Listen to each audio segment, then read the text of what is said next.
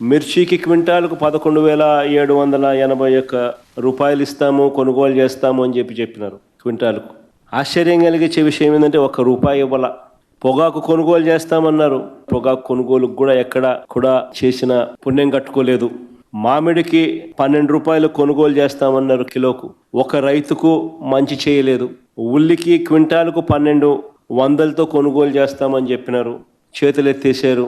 తర్వాత హెక్టార్కు 50,000 ఇస్తామన్నారు, అది ఇచ్చిన పుణ్యం కూడా వీళ్ళు కట్టుకోలేదు ఎప్పుడు.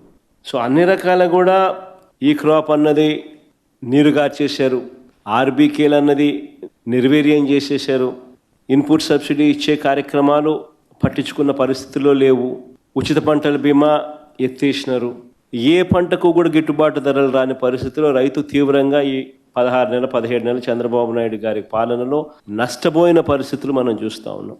ఇవన్నీ మ్యాన్ మేడ్ కెలామిటీస్.